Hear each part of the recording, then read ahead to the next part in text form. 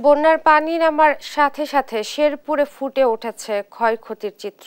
শেরপুরে সবশেষ বন্যা পরিস্থিতি জানাচ্ছেন সহকর্মী মুজাহিদুল ইসলাম। শরৎকালের সবচেয়ে ভয়াবহ বন্যার কবলে পড়েছিল শেরপুর। টানা বর্ষণ আর উজান থেকে নেমে আসা পাহাড়ি ঢলে সৃষ্ট হওয়া এই বন্যায় পানিবন্দী হয়ে পড়েছিল শেরপুরের লাখো মানুষ। ভেঙে গেছে রাস্তাঘাট, তলিয়ে গেছে ফসলি আবাদ। আমরা ঠিক এই মুহূর্তে যেখানটিতে দাঁড়িয়ে আছি এটি হচ্ছে শেরপুরের আহ নালিতাবাড়ি, নন্নি এবং বারোমারি যে একমাত্র সড়ক, সেই সড়কটি কিন্তু ব্রিজ থেকে একেবারেই বিচ্ছিন্ন হয়ে গেছে, যার কারণে এই এলাকার মানুষজন পড়েছে নানা ধরনের দুর্ভোগে। অর্থাৎ এখানে যাতায়াত না করার কারণে এলাকার মানুষজনের দেখা দিয়েছে নানা ধরনের ভোগান্তি। সেই সাথে আমরা বলতে চাই যে এখন পর্যন্ত শেরপুর জেলায় এই বন্যায় প্রাণহানি ঘটেছে 10 জনের।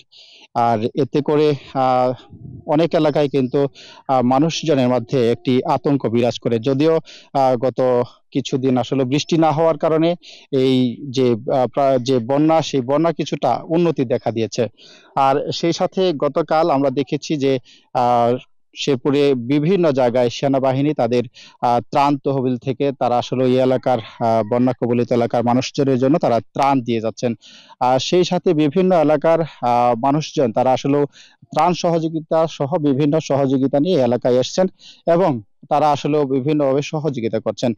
আর ইতিমধ্যে শেরপুরের যে ফসলি আবাদ যে ক্ষতি হয়েছে, আমরা কৃষি বিভাগের পক্ষ থেকে জেনেছি যে এখানে শুধুমাত্র কৃষি বিভাগে কিন্তু 500 কোটি টাকার উপরে কিন্তু ক্ষয়ক্ষতি হয়েছে। তাছাড়া মাছের ঘের তলিয়ে গেছে, অনেক মাছের ঘের তলিয়ে গেছে, অনেকের আসলে বাড়ি ঘর তলিয়ে গেছে, আসবাবপত্র কিন্তু এই বন্যার পানির তোড়ে ভেসে গেছে।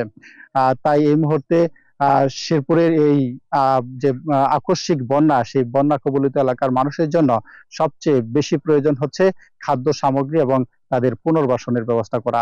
তাই শেরপুরের এই এলাকার বাসিন্দা অর্থাৎ এই বানবাসী এলাকার বাসিন্দাদের এই দাবি পূরণে দেশের সর্বমহলের সহযোগিতার প্রয়োজন বলে মনে করছেন বানবাসী এই এলাকার মানুষজন।